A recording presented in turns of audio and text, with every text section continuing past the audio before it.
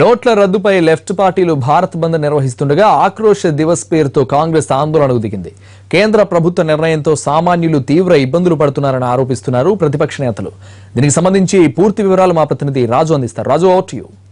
రద్దు చేస్తూ కేంద్ర ప్రభుత్వం తీసుకున్నటువంటి నిర్ణయంతో సామాన్యులకు ఇబ్బంది తలెత్తుతుందంటూ ఈరోజు విపక్షాలు భారత్ బంద్కు పిలుపునిచ్చాయి. కానీ ఈ బంద్ ప్రభావం తెలుగు రాష్ట్రాల్లో పెద్దగా కనిపించడం లేదు. ప్రస్తుతం మనం జుబ్లీ బస్ స్టేషన్లో ఉన్నాము. బస్ స్టేషన్ నుంచి రోజు వందలాది బస్సులు దూర ప్రాంతాలకు, జిల్లాలకు వెళ్తుంటాయి. మరోపక్క లోకల్ బస్సులు కూడా ఇక్కడ నుంచి పెద్ద ఎత్తున నడుస్తూ ఉంటాయి. ప్రస్తుతం మనం చూడొచ్చు, బస్ స్టేషన్లో ఉన్నటువంటి జనాలంతా కూడా తమ గమ్యస్థానాలకు వెళ్లేందుకు సిద్ధంగా ఉన్నారు.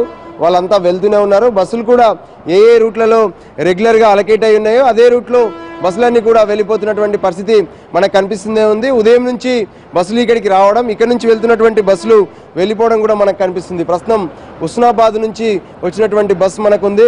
కండక్టర్ కూడా ఉన్నారు. చెప్పండి సార్, ఎలా ఉంది ఈ బంద్ ప్రభావం? మీరు ఉదయం ఎక్కడి నుంచి బయలుదేరారు? ఉదయం హైదరాబాద్ నుండి బయలుదేరినా సార్. హైదరాబాద్ నైట్ అవుట్ ఇది.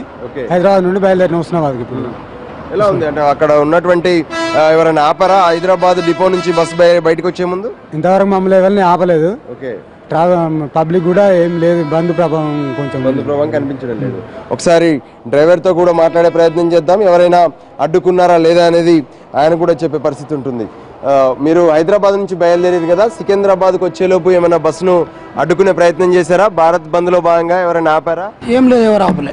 ఎలా ఉంది బంద్ ప్రభావం? ఏం లేదు, మొత్తం స్లోగానే ఉంది. ఏం లేదు, బాగానే ఉంది. ఏం లేదు. ఓకే, బంద్ కనిపిస్తుందా మీకు ఎక్కడన్నా? ఇంకా రోడ్ల మీద ఎక్కడ కనిపిస్తలేదు. బంద్ కనిపిస్తలేదు.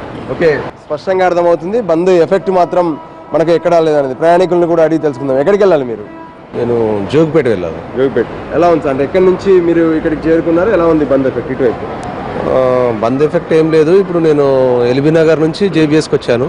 జేబీఎస్ నుంచి జోగిపేట పోతున్నాను. ఎల్బీ నగర్ నుంచి ఎలా వచ్చారు? బస్కే వచ్చాను. బస్సులు అన్నీ కూడా రెగ్యులర్గా నడుస్తున్నాయి. బంద్ పిలుపునిచ్చినటువంటి విపక్షాలే అటు ఏదైతే బ్యాంకులకు కావచ్చు, అత్యవసర సేవలకు కూడా మేము మినహాయింపు ఇస్తున్నామని చెప్పి వాళ్ళు స్పష్టంగా ప్రకటించారు. దీంతో బంద్ ప్రభావం అనేది మాత్రం పెద్దగా కనిపించడం లేదు. చెప్పండి మేడం, మీరు ఎక్కడికి వెళ్తున్నారు? మెదక్. ఎక్కడి నుంచి ఇక్కడికి వచ్చారు మీరు? మారేడుపల్లి. ఏమైనా బంద్ ఎఫెక్ట్ ఉందా? మెదక్ బస్సులు అన్ని కూడా వెళ్తున్నాయా, ఆగిపోతున్నాయా? 20 మినిట్స్ అయిందండి. బస్ అయితే లేదు ఇప్పుడు. డిపో అంతా ఖాళీగానే ఉంది. మామూలుగా అయితే ఇంత ఖాళీగా ఉండదు. మరి 20 మినిట్స్ నుంచి అయితే రాలేదు బస్సు. ఇక్కడ ఉన్నటువంటి బస్సులు మాత్రం వెళ్తూనే వెళ్తున్నాయి.